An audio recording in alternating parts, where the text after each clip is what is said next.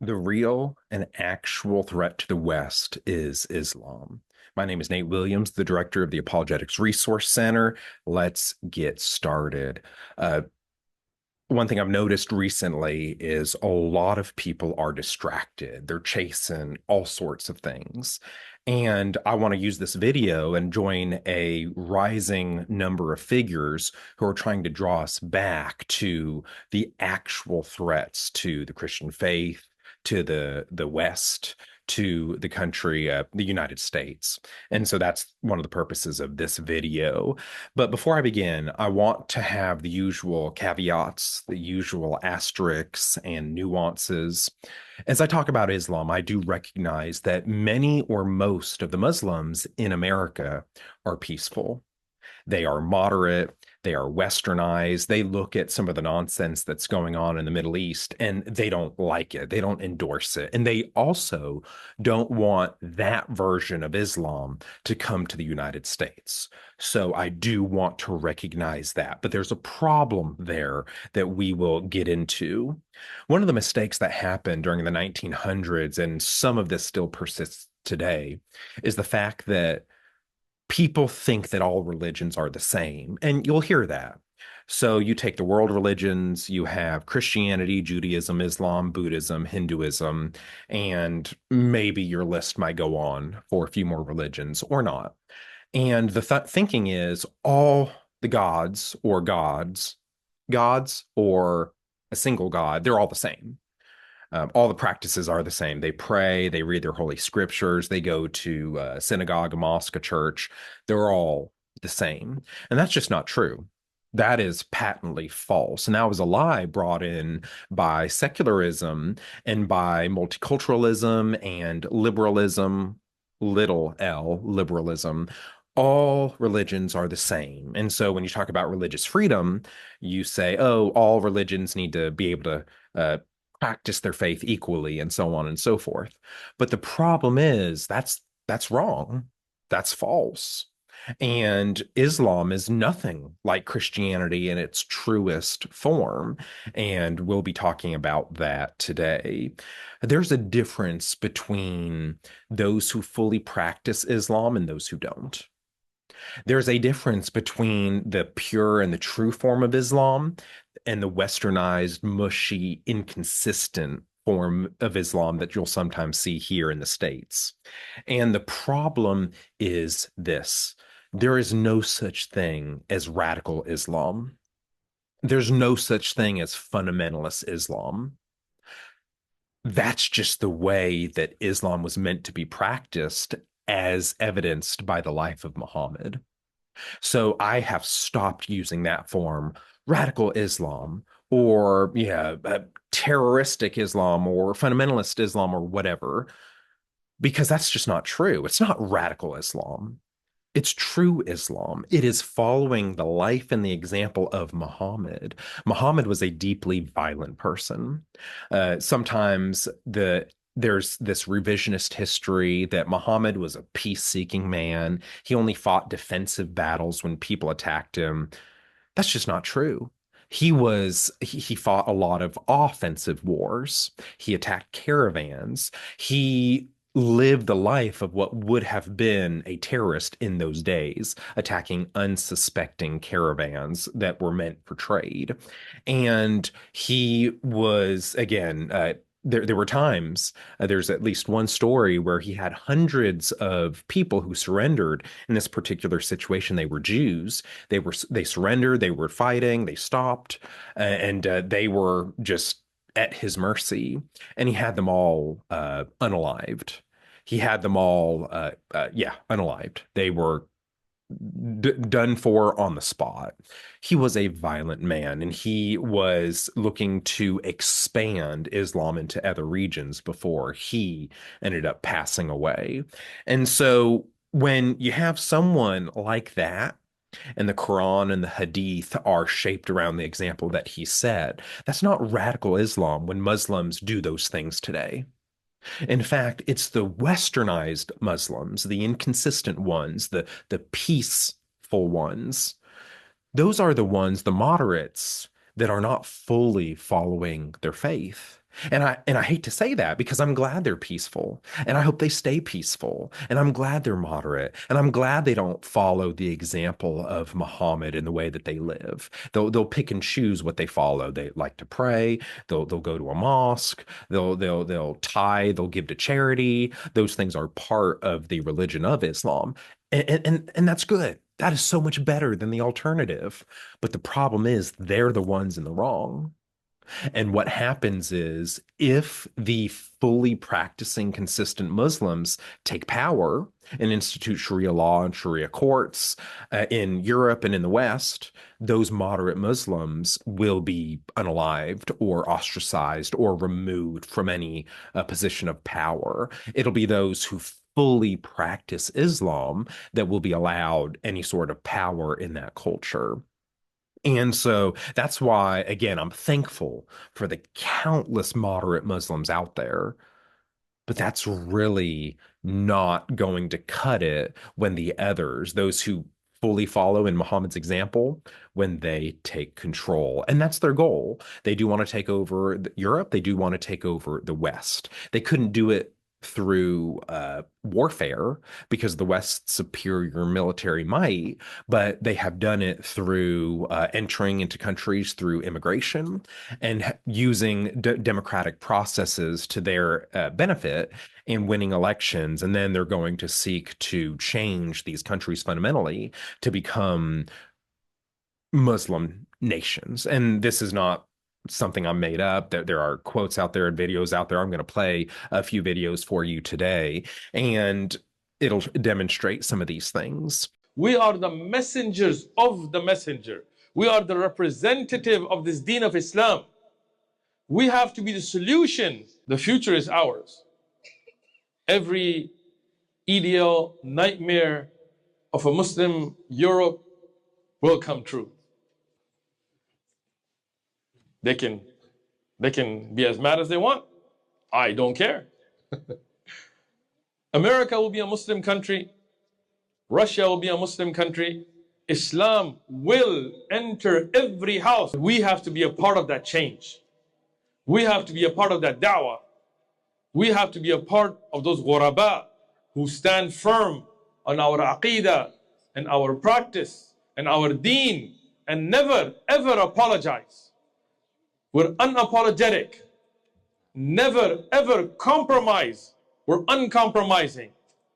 Now, I want to bring up a few different facets of Islam to you and make you aware of them if you're not. The first one is the concept of taqiyya. There's strong forms of it and weaker forms of it. One version of taqiyya is you're allowed to lie to non-Muslims if you feel like your life is at risk. And in fact, you see some examples of a version of this in the Bible. You have Rahab the prostitute when her government, when guards came to her home and asked her where she was keeping the spies, the Israelite spies, she lied to them. And she sent them on a wild chase somewhere else, and she hid them somewhere where they would not be found. And so she lied in order to protect and preserve their life and her own. Well, that is one version of taqiyya or taqiyya.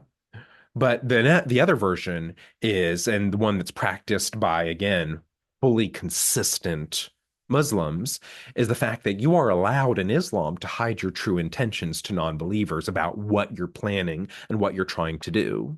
So you can come into a country like European countries or like the United States, and you can lie about your intentions. And so I'll play a video for you detailing this doctrine so that you can learn more about it yourself. Here it is. There's something in Islam called taqiyya.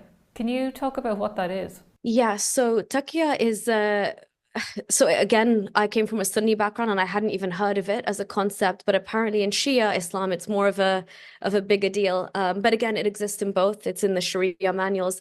Essentially, to just in a nutshell, it's giving you permissibility to lie in order to further propagate the cause of Islam. So essentially, in order to make Islam look good or to, keep its PR in check, if you will, you're allowed to bend the truth, and you're allowed to hide and mask your identity and your real intentions and your real objectives in order to further Islam in any way. In any way, so there's no moralistic boundaries to that. Not that I'm aware of. If the end goal is that it will further Islam, in any way that's positive, that's anything is okay. The Muslims are laughing at you guys. Like, this is the funniest thing. Like, dude, give it 50 more years, entire New York's gonna be Muslim, and then before you know, it's gonna be Sharia courts, and then like y'all are. It's like it's like shooting yourself in the foot. Like I can't even believe. And like you see Europe, you look at Europe, it's happening right now, and then you're like, oh, let's just do it here in New York. Like it's like no, like you have to stop. Like obviously, Taqiyya is working, and they're doing an amazing job at it, and they're fooling everyone. Like, and all the Muslims are like so happy that's happening. Like this is the best thing that could happen in Islam, and he's gonna win because we're too stupid. Like, no matter how many times ex-Muslims will say, Taqiyya is a real thing, they are lying to you. They will take over within 100 years. No one's going to listen because we just assume that our God is the same as their God. We just assume that their God will tell them not to lie, but their God tells them to lie. That's the difference. But are you saying, could it be that someone like Imam Dami, he's Muslim, he's a practicing Muslim, self-professed, he avowed, that's what he is. But maybe in the back of his mind, he's like, yeah, I'll be practicing Muslim and I'll tolerate other people. But the more he leads, the more for him to practice, he has to dominate. But I'm just saying, could it be in the back of his mind, there's a duplicity in his own mind where he doesn't realize that he's not intentionally practicing Taqiyya, is what I'm saying. Or you think, no, it's like, this is a strategy. I don't think you realize how bad it is. I don't think like they talk about it openly. Like they'll literally be like, guys, we have to go out and say like we love the gays so that we can take over the West, and then as soon as we take over, we'll kill all the gays. So when you ask these radical, again, I don't need to use that word, when you ask these fully practicing Muslims their intentions, they are allowed to lie to you about what they want to do in the West. And you'll see that here. And so what you have to do is you have to go to their teachers, their imams, you have to listen to their messages, their version of sermons, and you have to get it from them themselves. The next thing I want to bring up is in Islam, you are allowed to beat your wife. This is found in Surah 4:34, and I'll read, there are a couple different versions. I'll have it here. One translation says this: men are in charge of women by right of what Allah has given one over the other and what they spend for maintenance from their wealth. So righteous women are devoutly obedient, guarding in the husband's absence what Allah would have them guard. But those wives from whom you fear arrogance, first advise them, then if they persist, forsake them in bed, and finally strike them. But if they obey you once more, seek no means against them. So that another translation says this, going down to that part, as to those on whose part you fear desertion, admonish them, leave them alone in the sleeping places, and beat them. Then if they obey you, do not seek a way against them. Surely Allah is high, great. So there you have two different English translations of what the Quran says. In Islam, you are allowed to beat women. You're allowed to beat wives. And it's ugly and it's awful. I looked at other translations where they try to moderate them. Beat them lightly, strike them lightly if need be. And it's just not true. Women are treated terribly in Islam and Islamic countries in the Middle East. And other awful things are allowed. So that's something, again, to be aware of, and that we don't want in the West. We don't want in the United States. We don't want wives to be able to be beaten. But this will be allowed if fully practicing consistent Muslims are allowed to take control or be in positions of power. This is what they will allow because we see it in the Middle East. Women are treated awfully from a human rights perspective. Next up, you are allowed in Islam to essay non-Muslims, non-Muslim women. You are allowed to RAP, non-Muslim female captured slaves. And so in contexts of war, women are taken as spoil. If they are not Muslim, you are allowed to forcibly marry them, and you are allowed to then do those SARAP type things to them. It's ugly and it's awful. I'll play a video for you here that details that so that you can see for yourself. لكن لما الإسلام جه بقى نظمه بإيه؟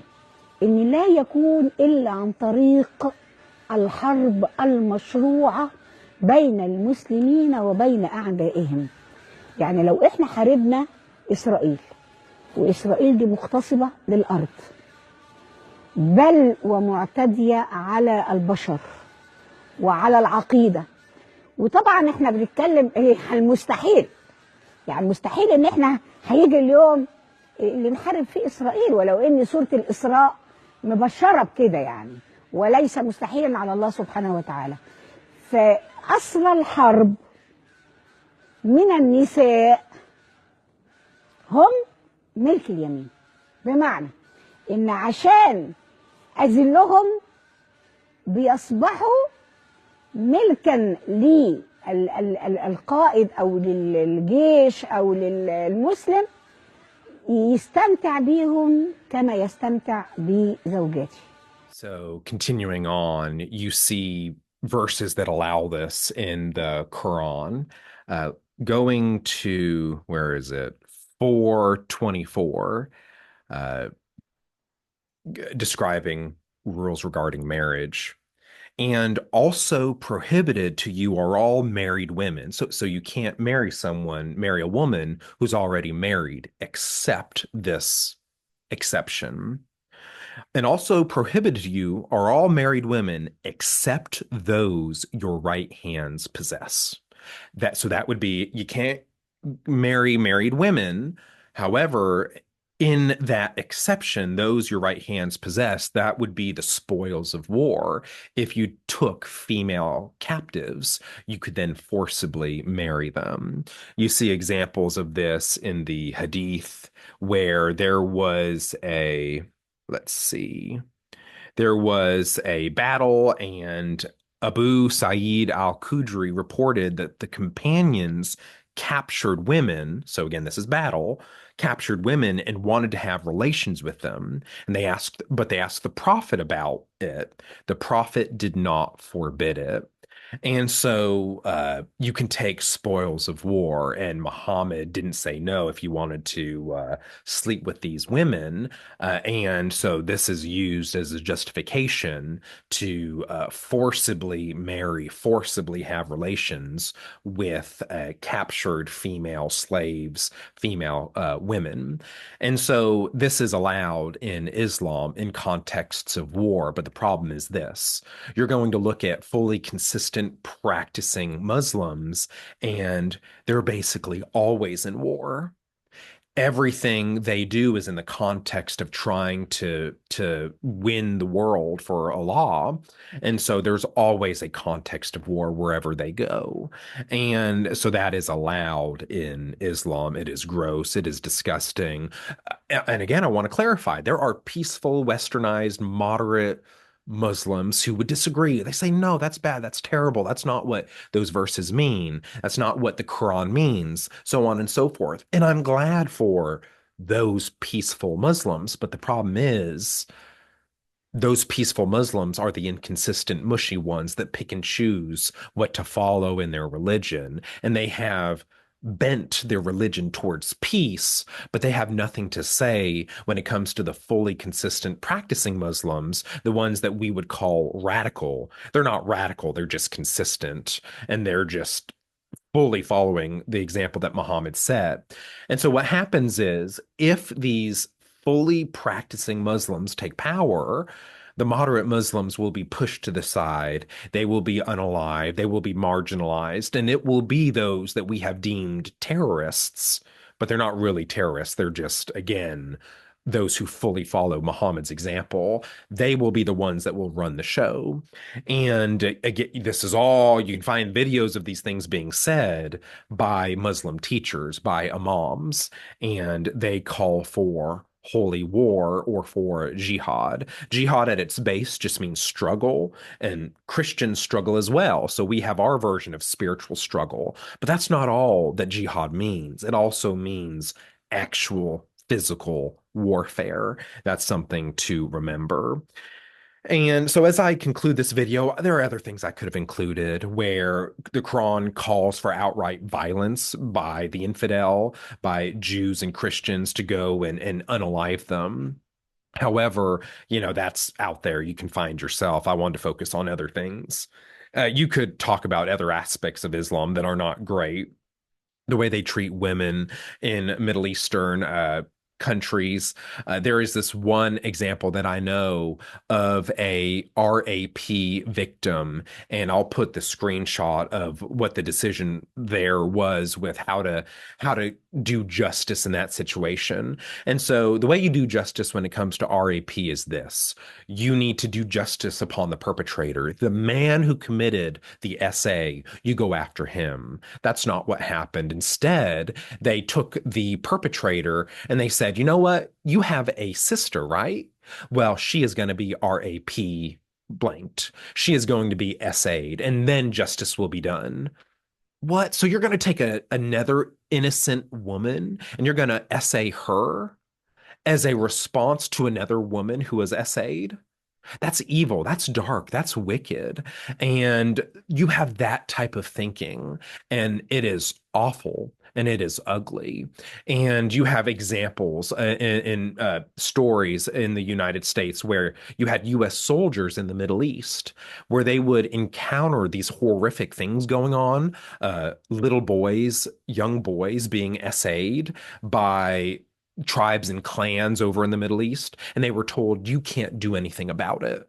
So you just let it happen. And they would hear what was going on close to them, and they couldn't do anything. And all of this ugliness that stems from this religion. And again, I'll put screenshots if you're following on YouTube and Rumble, if that's where you're watching, I'll put screenshots of these examples so I'm not making up. And I'll have stories cited down below in the description where you can see all of that. The real and actual threat to the West is Islam. And so it's frustrating to me when we get distracted, when we focus on dumb stuff, when we focus on stupid stuff. Let's take the recent kerfluffle about Israel. You don't have to like AIPAC. I know there are things that AIPAC does that I don't like. You don't have to like how close the Israeli government is to the US government. There are facets of that I don't like. That's fine. Speak out against it. It's not anti-Semitic to do so. If there's something you see that you don't like, speak out. Make your voice heard. I'm fine with all that. The problem is this: Islam is a million times bigger of a threat to the US and to the West and to Christianity and churches and practicing Christians than AIPAC is, or than the Israeli government is. Think about how many countries over in the Middle East practice consistently and fully the teachings of Muhammad. Think about then, in contrast, how many nations in the Middle East practice some form of Judaism, whether it's Talmudic Judaism, whether it's some other form of Judaism. That's one nation. It's Israel. Who's the greater threat? Look at numbers. How many Muslims are all around the world versus how many practicing Jews are there? Again, there are so many more Muslims than there are Jews in the world. So whatever your thoughts are about AIPAC and Israel and all that, and the way that Israel is involved in our federal government, the threat, it pales in comparison to the threat of fully practicing Muslims, Mohammedan Muslims all around the world. And so we need to ideologically, apologetically, theologically, politically, culturally, and all the rest of it, socially, we need to train all of our ideological weapons at Islam. Not, again, differentiate between the peaceful, moderate Muslims and those who are actually following the example of Muhammad, who was not a peaceful person. Again, making that distinction, sure, but recognizing Islam is the greater threat. Christians, let's stay focused. What are we doing? Let's not get distracted on other lesser things, and let's speak the truth in love. Nate Williams, director of the Apologetics Resource Center. Keep coming back for more. Videos will be produced on a wide variety of topics. Interviews will be done, and you get to enjoy all of it. If you'd like to support the ministry, which I would greatly appreciate and which is very needed, I'll put a link down below for you to visit. Until next time, friends, I'll talk with you later.